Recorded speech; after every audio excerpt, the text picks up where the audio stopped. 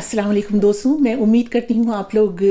दुनिया के किसी भी शहर में, किसी भी खित्ते में मुझे देख रहे हों, बखैरियत हों। चैनल पर नए सब्सक्राइबर्स का बहुत शुक्रिया। आप लोगों की राय भी मैं ज़रूर पढ़ती हूँ और अक्सर जवाब भी देती हूँ, अलबत्ता कभी कभी ताख़ीर हो जाती है। दोस्तों, आज जिक्र है पाकिस्तान की सियासत का, जिसके बारे में ये कहा जाता है कि ये एक ऐसा गोरख धंधा है जिसके बारे में कुछ भी यकीन से कहना मुमकिन नहीं होता। यहाँ कोई भी कुछ भी हरफ़े आखिर नहीं होता है।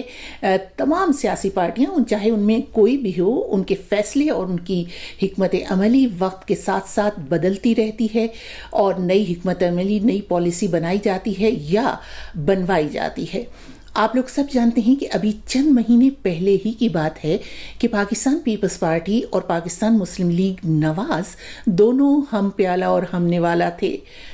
मरियम नवाज गढ़ी खुदाबख्श भुट्टो गई और वहाँ पर उन्होंने जुल्फ़िकार अली भुट्टो और बेनज़ीर भुट्टो की नारे लगवाए। उसके बाद बिलावल भुट्टो पंजाब आए और वो मियाँ शहबाज शरीफ से मिलने जेल गए और फिर लाहौर में मियाँ नवाज शरीफ की रिहाइश का जाती उम्रा में उनकी आमद हुई। और ये सब मनाजिर जब आवाम ने टीवी चैनलों की स्क्रीन पर देखे तो बिल्कुल यूं लगा जैसे पाकिस्तान की सियासत में अब बालिग नज़री अपनी जगह बनाती जा रही है और अब आवाम सियासतदानों का ये अच्छा रुख भी देखेंगे। पीडीएम यानी पाकिस्तान जमहूरी तहरीक का सबसे मुस्बत पहलू ये था कि ये एक ऐसी कुव्वत बनकर उभरी थी कि जिसमें मुल्क के छोटे सूबों की वो जमातें जो मुल्क के मरकजी धारे में रहना और अपनी जगह बनाना चाहती हैं शामिल की गईं। बलूचिस्तान नेशनल पार्टी के अख्तर मेंगल, पख्तूनख्वा अवामी मिली पार्टी के महमूद अचकज़ई, खैबर पख्तूनख्वा से अवामी नेशनल पार्टी के रहनुमा मियाँ इफ्तिखार हुसैन, अमीर हैदर खान होती और कराची के जलसे में पीटीएम पख्तून तहफ़्फ़ुज़ तहरीक के मोहसिन दावड़ की शिरकत और बड़े बड़े जलसों से उनका खिताब करना, ये सब कुछ उस ख्वाब की ताबीर लग रहा था जो पाकिस्तान की कौम देखती रही है और जिससे ये उम्मीद बन चली थी कि अब मुल्क की सब इकाइयां मिलकर अपने अपने तहफ़्फ़ुज़ात के बावजूद यकजा हैं और अब मुल्क सही समत में बढ़ने वाला है।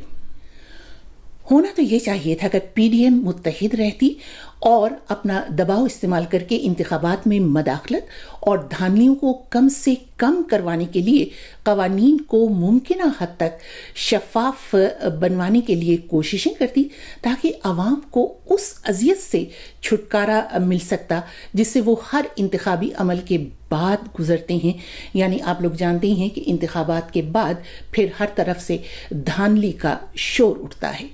लेकिन अफसोस के ऐसा नहीं हो सका। चंद महीने बाद ही जब सेनेट के इंतखाबात हुए तो उसके दौरान सियासी जोड़ तोड़ और एक बार फिर सौदेबाजी की मुबैना खबरों से सब ख्वाब जैसे चकनाचूर हो गए और एक बार फिर एक दूसरे पर वही अदम एतमादी और कीचड़ उछालने का सिलसिला शुरू हो गया जो हालिया दिनों में पाकिस्तान के ज़ेरे इंतज़ाम आज़ाद कश्मीर की इंतखाबी मुहिम में अपनी उरूज पर नज़र आया। यहाँ इंतखाबी जलसों से खिताब करते हुए पाकिस्तान पीपल्स पार्टी के सरबरा बिलावल भुट्टो की हुकूमत पर तनकीद तो समझ में आती है, मगर ऑपोजिशन की जमात मुस्लिम लीग पर तनकीद और सियासी मुखालिफिन पर ज़ाती हमले करना अगर कोई हिकमत अमली है तो बहुत ही बेवक्त की रागनी है। इसमें तो शक नहीं कि पाकिस्तान पीपल्स पार्टी और पाकिस्तान मुस्लिम लीग नवाज दोनों एक दूसरे की हरीफ सियासी पार्टियां हैं और उन्हें एक दूसरे के खिलाफ ही इंतखाबी मैदान में उतरना है, मगर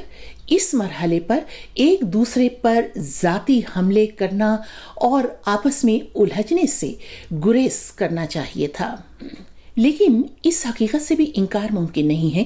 کہ یہ سیاسی منظرنامہ جو ہمیں بہت دھند آلود نظر آتا ہے سیاسی رہنماؤں کے ان بیانات کی وجہ سے، جس میں سیاسی جماعتیں، تمام سیاسی جماعتیں ایک دوسرے کو